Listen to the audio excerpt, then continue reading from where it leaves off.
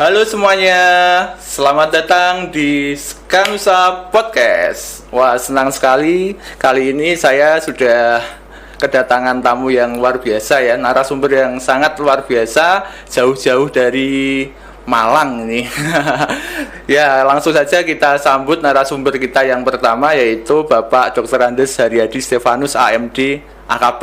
Selamat siang Bapak. Siang, mereka sehat Pol.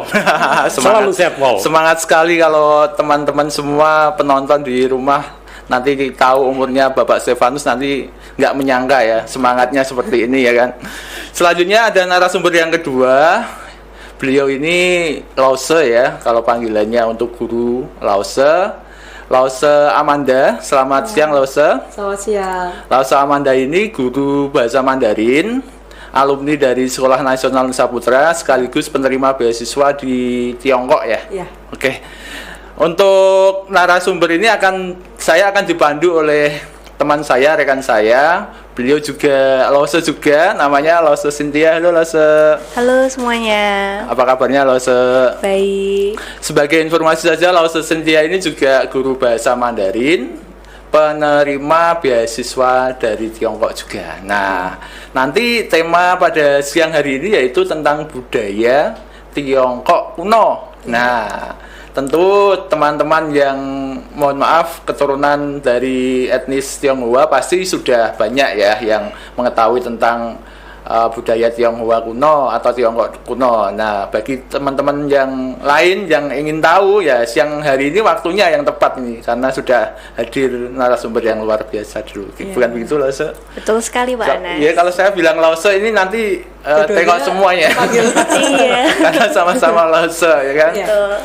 Mungkin dari Lause Cynthia dulu mau bertanya tentang budaya yang ada di Nusa Putra kepada Lause Amanda. Oke, Lause Amanda ini kan sudah mengajar di Nusa Putra ya. Iya, betul. Dan ternyata alumni Nusa Putra juga ya. Iya, betul. Nah, kira-kira budaya Tiongkok yang sudah berjalan di Nusa Putra ini sama budaya yang di Tiongkok asli itu apakah sudah sama atau ada perbedaan sih Lause? Sejauh ini dari beberapa kegiatan yang sudah diselenggarakan, kurang lebihnya sama dengan apa yang ada di Tiongkok gitu ya. Cuman kalau yang di Indonesia kan seperti yang kita rayakan biasanya itu sudah banyak yang sudah tercampur dengan budaya Indonesia juga gitu ya. Gitu kurang lebihnya. Tapi kalau merayakan hari rayanya sama sih. Seperti Imlek gitu ya? Ya, contohnya Imlek, lalu festival kue festival bulan, kue bulan, ya. Ada barongsai juga ya? Iya, Barongsai. ada waktu Imlek dan lain-lain gitu. Oh, barongsai itu hanya ada di waktu Imlek atau di waktu yang lain? Enggak juga sih, beberapa kegiatan juga ada yang awalnya disambut dengan barongsai, tarian barongsai juga ada gitu. Oke. Jadi itu kan budaya China juga gitu ya. Oh iya, Budaya Lause. Saya ingin tanya nih tentang warna merah Lause nih. Oh iya. Kebetulan saya pakai warna merah ini. Oke. Kalau saya kan sering melihat ya, kalau di perayaan-perayaan Tionghoa itu ya, banyak yang menggunakan warna merah. Itu artinya apa Lause? Kalau warna merah itu kalau di China atau di Tiongkok itu biasanya digambarkan atau identik dengan suatu kebahagiaan gitu. Kurang lebihnya. Oke, kebahagiaan. Hanya warna merah atau ada warna yang lain? Biasanya mereka sukanya warna merah sih. Warna merah. Iya. Kalau pas Imlek itu kan ada itu ya, pembagian angpau. Iya, angpau juga itu juga kan. amplopnya kan juga merah. warnanya merah. Juga ya, warna Lause, merah, ya. iya. Kalau ini saya kebetulan agamanya Muslim, nanti sebentar lagi Lebaran amplopnya macam-macam, bahkan bisa nggak pakai amplop juga nggak apa-apa. Oh, Yang gitu penting ya. ada uangnya gitu ya. Oh. Gitu. Kira-kira begitu. Untuk suhu nih, wah, ini yang Ya, sudah kami tunggu-tunggu. Suhu sudah membawa. Ini ada apa aja nih Suhu? Bisa dijelaskan Boleh Suhu? dijelaskan. oh ya baik. Saya kebetulan akupuntur juga dan saya kebetulan memang sejak tahun 98 ya, 26 tahun saya berkecimpung di bidang feng shui Pak. Jadi kalau menurut kita alat-alat ini adalah melihat bagaimana rumah itu kadang-kadang ada yang buruk dan jelek ya. Begitu masuk rumah, begitu masalah itu terjadi. Jadi tata letak di sini ini adalah bagaimana melihat posisi rumah. Nah, di Tiongkok kuno kalau film-film horor ini biasanya untuk melihat setan bergerak sendiri ini apa namanya ya jarumnya. Energi energi sangat peka ya. Kalau Anda HP dibegini ini pun bergerak. Berarti di sini energi listrik itu adalah menurut saya adalah makhluk halus, itu bisa bergerak. Itu. Kemudian yang selanjutnya ini alat-alat untuk bagaimana yang sampai sekarang masih dipakai ya. Alat untuk ada cermin cembung, ada cermin cekung. Itu untuk menarik rezeki dan juga mengusir sial. Ya, kemudian di sini ada buku namanya buku 10.000 tahun.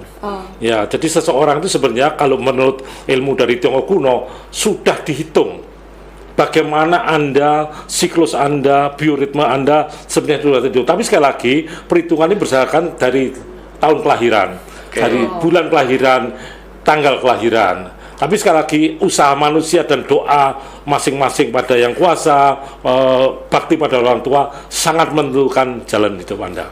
Oke, Su, kalau tidak salah ya kan ada bedanya takdir sama nasib ya. Kalau takdir itu kan sesuatu yang sudah nggak bisa diubah. Ya. Contoh kelahiran kita, Ya, itu kan betul. takdir. Tapi kalau nasib kan sesuatu yang bisa diubah. Ya, betul. Gitu ya, Su ya. Iya, jadi kalau kita bicara soal kelahiran itu sesuatu yang tertentu. Orang ini misalnya sifatnya bagaimana sudah muncul, siklusnya sudah bisa dibaca. Tapi sekali lagi semuanya itu ada namanya peruntungan langit yang tidak bisa dirubah. Ada namanya peruntungan manusia. Manusia bisa merubah peruntungan langit, ya bisa dong. Kalau kita banyak berdoa, kita banyak bersyukur, kita banyak namanya tasajud ya, itu akan membuat peruntungan kita menjadi lebih baik atau tidak. Jadi kalau kita ada orang, Pak, peruntungan saya jelek, ya sudah terima nasib, Anda habis. Anda harus berusaha, bertekad untuk mengganti, membuat perubahan, dan Anda berubah. Oke, siap, Su. Nanti akan lebih lanjut ya tentang apa namanya, Feng Shui ya, di sini ya. Feng Shui ya. Oke, di sini Suhu juga. Wah, ini saya sudah menerima daftar dari sedikit biografi dari Suhu ya. Ada, kalau saya lihat paling banyak itu di itu ya, Suhu, di akupuntur ya, Suhu. Ya, betul. Coba ceritakan sedikit tentang akupuntur. Iya, jadi kita bicara seperti HP. Kalau kita energinya HP habis, berarti orangnya HP-nya lemah. Sama seperti manusia. Di tubuh kita itu ada namanya energi, dan itu sudah diketahui kira-kira 5.000 tahun yang lalu. Ada mayat di Antartika ya, dengan usia 4.000 tahun ini ada jalur-jalur meridian yang namanya jalur-jalur mengenai akupuntur. Nah, sebenarnya kalau kita bicara soal akupuntur, kita bicara keseimbangan. Kalau nggak simbang sakit. Anda terlalu marah-marah, pusing kepala, haid nggak teratur, betul. Anda terlalu sedih, Anda paru-paru, Anda terlalu ketakutan, Anda kencing. Lah, itu emosi-emosi membuat orang sakit. Jadi orang sakit bukan saja karena emosi, ya, tapi juga karena situasi. Oleh karena menurut saya, akupuntur itu menstabilkan energi yang kira-kira lemah dikuatkan, ya, energi yang kuat dilemahkan. Jadi akan energi yang sama untuk jantung, hati, lambung, paru-paru, energi yang bagus dan berumur panjang, tidak punya penyakit. Ya, Nah, itulah. tentang umur panjang juga nih. Loso Cynthia, tebak ini Loso Cynthia, Suhu Haryadi ini umurnya berapa coba? Kalau boleh saya tebak suhu ini mungkin sekitar 60 tahun. 60 tahun. Berapa kalau sama Anda? Coba tebak kalau Ya, sama Anda. kurang lebih mungkin 60 tahun ya. Terlihat. Usia saya sudah 77 mendekati 78 ya. Dan saya saat ini ya puji Tuhan lah, syukur alhamdulillah ya, nggak punya kencing manis, masih suka makan duren ya toh, nggak punya darah tinggi, masih suka jalan-jalan, nyetir sendiri. Kemarin dari Malang ke Semarang setir, besok pulang setir sendiri ya. sehat banget ya, Bukan semuanya. otomatis pakai manual ceklak. Ya, itulah. Jadi menurut kita seimbang.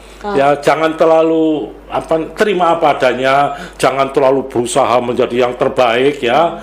Apalagi saya dulu mantan dari PNS 20 tahun ya, dan menurut saya itu yang membuat kita menjadi artinya hidup sederhana, makan sederhana. Harapan saya semua teman-teman dari alumni Nusa Putra maupun para pendengar dan pencinta podcast dari Nusa Putra, makan sederhana, jangan sering marah-marah, jangan sering khawatir, jangan sering susah, dan Anda sukses seperti saya.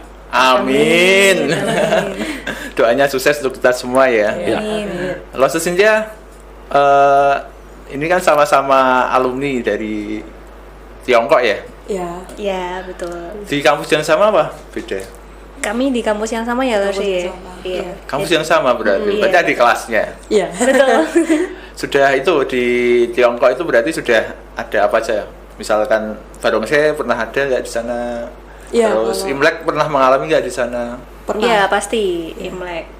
Kita merasakan atmosfernya Imlek di Iya, Tiongkok ya. sangat Losi, meriah ya. sih. Sangat meriah, sangat ramai. Iya. Di mana-mana itu semua bermain petasan ya, Losi ya. Iya. Jadi ramai banget. Jadi kurang lebih Imleknya di sana itu hampir mirip seperti Lebarannya sini lah gitu. Jadi yang di sana juga pada pulang ke kampung halamannya masing-masing. Betul. Gitu. Jadi semua transportasi waktu Imlek itu penuh Iya banget. biasanya Karena semua penuh. pada pulang kampung. Kalau Iya. di Indonesia kan pulang kampung waktu Lebaran. Iya. Nah, ini waktu Imlek kalau di Tiongkok. Iya, jadi Oh. Betul. Jadi iya, tiket-tiket gitu, habisnya itu waktu Imlek. Iya. Ada kue-kue itu nggak? Kue Lebaran, kalau Lebaran kan ada. Ah ya, kalau di Indonesia mungkin ya paling sering itu kan kue keranjang kalau pas Iya, di kalau Oh, di kue Indonesia. keranjang ya. kue keranjang. Dian kau itu kalau Iya, kalau gitu. Menurut suhu, Ya, suhu kan sudah itu ya, maksudnya sudah mendalami budaya Tiongkok Ya. kuno. ya. Ada perbedaan nggak dengan budaya Tiongkok yang sekarang yang berkembang modern ini? Iya. Jadi kalau kita bicara mengenai weton, ya, kalau di Bali namanya kosala kusali, dengan perhitungan Tiongkok itu sebenarnya sama. Jadi kalau Anda kita buka weton, ya sekarang komputer ya, dan juga mengenai tanggal lahir itu semuanya komputer semua. Itu sama. Jadi kalau kita misalnya masalah nasi ini rebupon, dengan dilihat tanggal lahirnya itu sama, luar biasa ya. Kemudian yang kedua, apakah ada beda antara Tiongkok kuno? Sama seperti sekarang Imlek. Imlek itu kan artinya menyambut tahun baru ya toh, penggantian musim dingin musim panas. Dan menurut kita ilmu feng shui nupaca itu sebenarnya ilmu antara lain adat istiadat. Ya, kenapa misalnya kenapa orang di kamar mandi, tempat WC itu kok tidak boleh menghadap ke depan? Kalau orang bilang sampai sekarang pun sebagian WC itu masih di luar ya. Nah, kan saru, kalau orang Jawa namanya saru. Iya. Nah, kalau lihat ke belakang, kelihatan belakang juga saru. Jadi lihat samping, jadi WC itu menghadapnya ke samping. Itu sebenarnya itu adat istiadat yang orang kadang-kadang mikir ini ilmu apa? Itu sebenarnya yang menurut saya dipakai cuma dimodifikasi. Kenapa pada waktu maghrib ya tidak boleh duduk di luar, ya kan begitu kalau orang Yeah. Jawa kan sama. Kalau duduk di luar, hari ini gak belajar, gak sholat, loh kan kurang bagus, nanti gak cepet laku jodoh. Nah contohnya begitu ya. Nah sebenarnya itu adat istiadat yang oleh orang-orang sekarang karena anak muda mungkin berbeda pemikirannya, dianggap kuno. Mbah kuno wis gak usah melok. Nah, itulah itu menurut saya yang perlu diketahui, dan budaya sangat luar biasa ya. Budaya Tiongkok ya toh, kemudian dari Jawa, dari Hindu, di Bali itu sangat memakai ilmu dari Tiongkok juga ya. Itu dan mereka merupakan ilmu itu menurut saya perlu diperhatikan dan perlu dipelajari oleh anak generasi muda. Berarti kita ini ya Loso ya, bukan kita ya maksudnya. Saya kan lebih tua dari Loso ini. Kita juga perlu ini belajar Iya. budaya Tiongkok budaya kuno ya. Saya sendiri sangat tertarik sebenarnya. Satu-satu nih Suhu ya, mulai dari akupuntur. Pertanyaan pertama nih Loso Suhu, maaf. Kapan orang akan ke akupuntur itu kapan? Apakah orangnya harus sakit dulu, Iya. atau orang sehat bisa, Iya. atau sesudah ke rumah sakit baru ke akupuntur, atau sebelum rumah sakit boleh? Iya, sebenarnya kalau akupuntur kan membuat keseimbangan. Jadi kalau kita pijat, Anda pijat kepala, pijat telinga, sebenarnya akupresur. Oh. Iya, karena seperti telinga ini adalah manusia terbalik, Pak. Ini ada kepala, ini ada tulang. Jadi kalau kita pegang-pegang sini, ya, ini membuat kita tubuh sehat. Kemudian kita memegang di sini, ini untuk mereka yang sakit batuk, sakit emah, sakit lambung sembuh, yang sakit pinggang. Jadi kalau Anda setiap hari memegang titik yang sakit, kemudian dipijat ya 15 kali, 20 kali sembuh, itu sebenarnya sudah akupresur, sudah pengobatan diri sendiri. Iya. Ya, jadi Anda tidak perlu menunggu sakit. Kalau di tempat kita di Balai Pengobatan di Malang, itu orang stroke banyak. Ya, stroke ditusuk jarum, kemudian dibekam ya, kemudian dimoksa namanya. Ada ya. bekam juga, Su? ada yang bekam basah, ya ngeluarin darah. Bekam itu dari Tiongkok apa dari Arab ya? Sebenarnya bekam itu adalah dari Tiongkok ya. Dari Tiongkok ya, ya? cuma dikembangkan ya. Cuma sekarang masih simpang siur ya. Kalau menurut saya bekam kering, bekam basah, moksa ya, akupuntur itu semuanya dari Mesopotamia. Mesopotamia. Iya, Kebudayaan dulu ya. Kuno, ya 5.000 10.000 yang tahun. Jadi dari mana Ada Babilonia, ya, letaknya ya. di mana juga nggak jelas. Jelas ya. Oke, Baik. siap. Saya Dan pernah itu bekam kering itu. pernah. Iya, bekam kering pernah. Iya. Kalau Bekam basah kering itu belum. yang itu ya, yang nggak sampai keluar Yang- darahnya. Iya Nggak betul, ditusuk-tusuk bekam gitu ya, kering. Su, ya. Itu untuk mereka yang kemudian sakit-sakit di bahu, ya kepala pusing, ya Iya, toh. langsung enak ya rasanya Iya suhu betul ya. sekali. Itu ilmu-ilmu lama sebenarnya. Itu kan menguatkan energi yang di bagian sini. Kalau ya seperti keroan juga sama. Keroan itu dikeroin kemudian manas, sama kemudian ya? badannya sehat sama. Ya konsepnya sama mengeluarkan Iya. gitu Cuman sekarang alatnya kan lebih modern ya, cuy ya. Betul, Lebih mudah ya berarti. betul. Kalau Mungkin nggak Ya, semodern ini. sekarang banyak yang dibuat dari Tiongkok gitu ya. Ya. Betul. Oke, lanjut ke ini suhu yang hubungannya dengan alat itu ya, lo penasaran nggak alat itu? Penasaran Saya sih, juga iya. penasaran. Penasaran gimana? Iya, jadi begini ya, yang sering terjadi, saya kan sudah 26 tahun ngurusi fungsi. Jadi di dalam perhitungan ini ada namanya meteran ya. Oh, iya. Meterannya ada meteran yang untuk orang hidup, meteran makam dan meteran senti. Iya. Makam ya. Nah, jadi makam harus diukur. Orang hidup pun, jadi kalau kita bicara soal hitungan Jawa, rong ya, rong itu pintu ya. Kalau kita melihat di sini orangnya sakit beneran. Oh. Ini ilmu yang sudah lama sekali ini ya. Nah, jadi kalau kita menghitung di situ bangkrut beneran. Bangkrut beneran. Nah, kesalahannya sekarang itu biasanya 2 meter kali 1,5 meter. Nah itu tidak boleh. Oleh karena kenapa etalase, Anda lihat etalase orang Tionghoa itu kan selalu membawa rezeki karena diukur. Nah, jadi etalase pun itu diukur, lemari pun diukur, tempat tidur pun diukur ya, kecuali ukuran baju. Kalau baju tergantung Anda ya. Iya, tergantung. Ya, jadi sekali lagi kalau kita mau melihat rumah fungsi yang bagus, tata letak hadapnya juga harus bagus. Rumah itu hadap nggak bagus bisa jadi masalah, bisa sakit, bisa meninggal ya, yang paling berat itu bisa juga bangkrut. Jadi kalau kita sekali lagi rumah itu hati-hati kalau membeli rumah, jangan sampai hanya sekedar murah ya toh. Seperti sekarang misalnya tusuk sate, apakah rumah jelek? Enggak. Tusuk sate itu ada pertigaan, di situ angin banyak masuk. Kalau angin banyak masuk, jendela ditutup. Apakah kalau jendela ditutup rezeki bagus? Enggak, no. Kan udaranya sesek.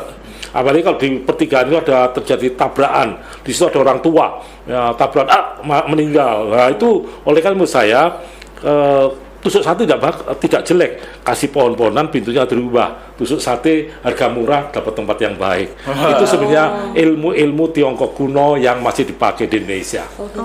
Jadi penentuannya kalau feng shui yang tata letak rumah itu dilihatnya dari apa ya? Sudah? Dasarnya Dilihat dari dari macam-macam, dari hadapnya rumah. Jadi kalau orang mau beli rumah jangan cuma mau bagus murah, nggak bisa. Ya, beli rumah, apakah rumah itu pernah terjadi pembunuhan atau rumah itu dijual dalam keadaan rugi karena orangnya meninggal? Udah jangan. Atau kalau Anda ingin tahu cara membeli rumah yang bagus, Anda bawa anak kecil. Kalau dia baru masuk rumah sudah menangis, sudah nggak usah ditawar, pergi saja. Berarti rumahnya ada masalah. Ya, ada hantunya atau apanya ya, ada suatu energi jelek. Kalau gini kan itu kan rumah sudah jadi baru Ya. dibeli. Ini kalau kita beli perumahan nih, Ya. kan masih tanah nih. Betul. Masih tanah, kita sudah menurut perhitungan kita, wah ini feng shui-nya hadapnya sudah benar. Ya. Begitu dibangun anak kita diajak nangis. Iya, iya. Itu gimana, Su?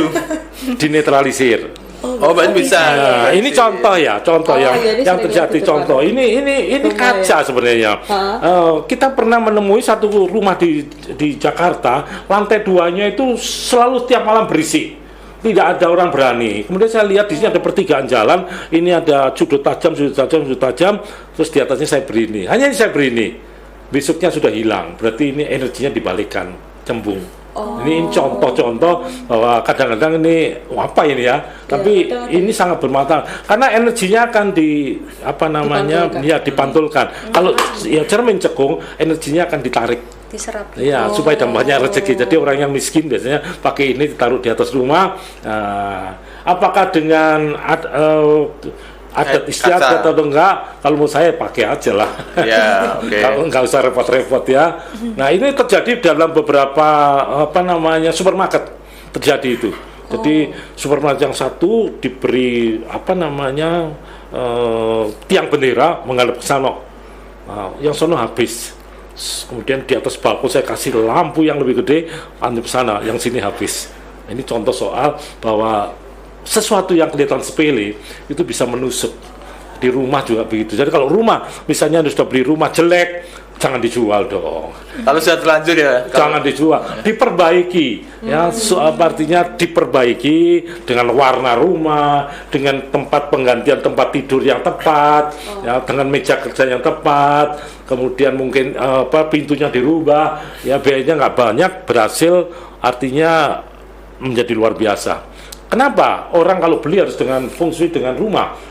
Biasanya rumah yang bagus orangnya akan sukses.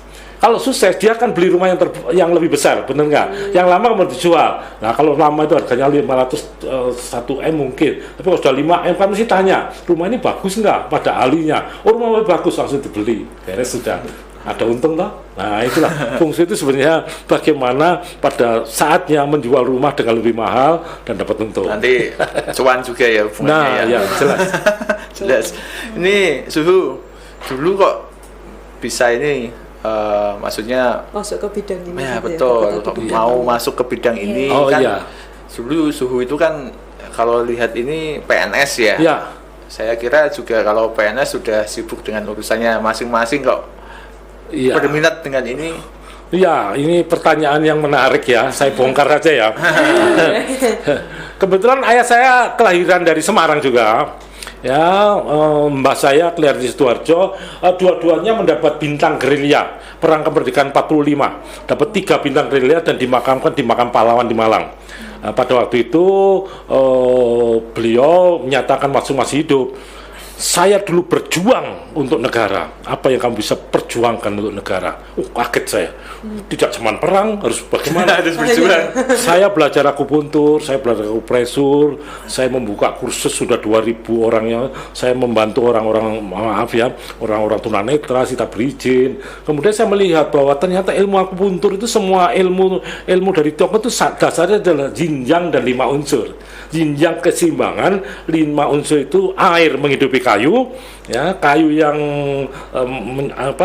menghidupi api. Api tanpa kayu mati. Nah, kayu yang dibakar oleh api menjadi tanah. Di dalam tanah ada unsur logam.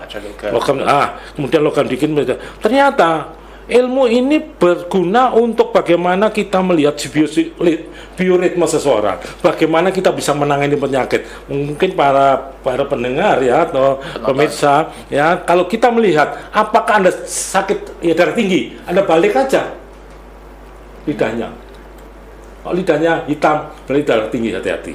Itu saja. Nah, telinga juga begitu. Anda pegang telinga Anda, ada yang sakit, berarti ada masalah di bagian tubuh Anda. Mudah banget ya. Ilmunya sebenarnya bisa diterapkan pada Anda sekalian tanpa harus belajar. Dan itu yang saya bagikan pada beberapa ribu orang supaya mereka sehat, ya, termasuk Anda juga. Ya. Dulu berapa lama belajarnya Suhu itu?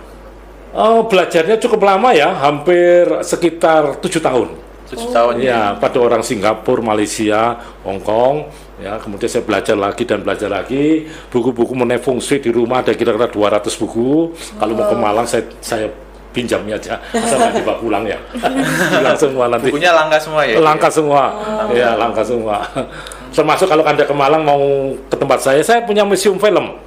Museum film satu-satunya di Indonesia, museum film jadul tahun 30, tahun 45, masih ada gambar-gambar lama. Kalau mau datang silakan, bayar, enggak. Apalagi kalau untuk Nusa Putra ya, sambil jalan-jalan mampir tempat saya.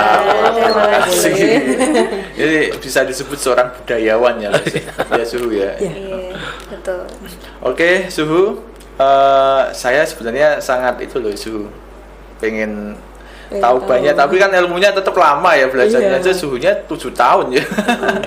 Tapi saya sudah itu baca-baca Suhu tentang feng shui, tentang apa tulisannya bazi itu bacanya Pace. pace. Itu tuh mirip loh suhu dengan di Jawa itu ada yang namanya weton. Iya, mirip sekali ya. Jadi pace itu kan, ini kesalahan orang-orang itu kebanyakan mereka hanya melihat tahun lahirnya. Misalnya Sio Naga Jong, ya kemudian nggak boleh menikah. Waduh, kasihan dong. Beda 6 tahun, wah bisa putus asa. Jadi itu ada omongan daripada koran. Scorpio patah hati, dunia patah hati. Jangan percaya. Orang itu punya sionya di tahun lahirnya. Ada bulan lahirnya punya sio, hari lahirnya jamnya. Yang penting hari lahirnya. Dan itu tidak semua orang bisa menghitung ya. Nah, jadi sini nanti bisa ketahuan sifatnya. Ya nanti kalau Mas Anas mau tanya, bisa tahu. Pak, ya saya pernah patah hati berapa kali, saya hitung itu. Aduh. Bisa ya. Pak, saya nanti suksesnya di mana? Saya yang sering bertanya, ya hampir ribuan orang ya. Saya tidak akan bicara, dan ilmu tidak boleh membahas mengenai kehidupan. Yang saya bicarakan ada kesempatan. Kalau Anda, Mas Anas, atau Cynthia atau Amanda, tahun depan ada kesempatan bagus, kemudian tidak diambil, itu sangat namanya membuang rezeki. Dan saya harapkan tidak boleh kalau memberi dari yang kuasa kemudian ditolak. Jadi Anda persiapkan diri Anda, dan saya membantu bagaimana Anda mempersiapkan diri Anda supaya bisa menjaring rezeki. Ya, suhu itu menjelaskan potensi yang ada ya berarti. Betul sekali. Potensi yang ada. Selanjutnya itu tergantung kita. Mau dilakukan atau enggak. Iya. Ya usaha. Usaha aja. Itu suhu ada itu katanya ada kata-kata bijak. Baik. Wedang jahe di atas meja sambil diskusi bersama keluarga. Satukan langkah untuk kemajuan bersama. Seia sekata demi sekolah Nusa Putra tercinta. Luar biasa. Tepuk tangan. Ada lagi ya? Ada Oke. lagi. Satu lagi suhu. Kelapa muda gurih rasanya. Cakep. Makan bersama saudara. Maju terus sekolah kita. Nusa Putra pasti berjaya. Wah, Sehat merdeka. Oke, ini mewakili anak muda Suhu. Ini Suhu sudah umur 77 tahun, masih tetap sehat. Selain pengetahuan tentang kesehatan ya, pastinya kan Suhu lebih tahu tentang kesehatan daripada kita pastinya. Sudah terbukti ya kan. Apa tipsnya Suhu? Makannya coba dari makannya dulu. Makanya jangan asem, sambal lodeh, tempe goreng, goreng. Sekali-kali makan sate. Ya, berarti sekali-kali semua makan masih bisa semua makan, tidak ditolak ya. Dinikmati lah. Olahraga gimana? Olahraga jalan-jalan, ya, kelilingnya kemana? Ke ya teman-teman, kemudian ada reuni sama keluarga, kemudian jalan-jalan nonton film, itu saja. Nonton film di bioskop ya, bukan di CD. Ya itu antara lain, dan pikiran tenang.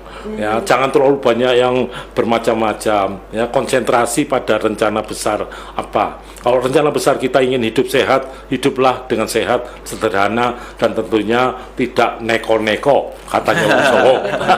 Luar biasa loh, ini Semarang Malang nyetir sendiri manual. Iya loh. Udah 77 tahun. Keren Ya. ini. Beneran nyetir sendiri Su? Iya, nanti besok saya pulang lagi. Besok pulang? Besok sore saya pulang langsung. Ya. Langsung ya. Ya. Oke, baik. Sekian ya, itu mungkin sedikit ya ilmu yang bisa di-sharingkan dari Suhu Haryadi ini. Masih banyak sebenarnya yang bisa di-sharingkan. Ya, tentunya akan nggak muat kalau di sini semua ya kan. Saya pribadi dengan adanya buku itu ya, wah itu mesti isinya macam-macam ini ya. Saya tertarik sekali adanya alat itu. Wah, nanti kalau orang yang nggak tahu begitu masuk, wah ini alat untuk mengusir setan nih, jangan-jangan ya. Padahal enggak ya, Paranormal nanti. padahal enggak ya. Ada lagi yang mau ditanyakan sebelum kita closing ya? Kalau dari saya sudah cukup sih. Cukup. Lose Cynthia gimana? Iya, mungkin bisa dilanjut setelah ini aja ya. Ya, offer aja ya. Oke, jadi sekian ya podcast dari Skanusa pada kesempatan hari ini. Ya, saya sebagai host dan rekan saya Loses Cynthia sebagai host, dan semua narasumber mohon maaf kalau ada salah-salahnya ya, ada kurang-kurangnya. Sekali lagi kita sama-sama sharing. Selamat sore, sampai jumpa. Sampai jumpa.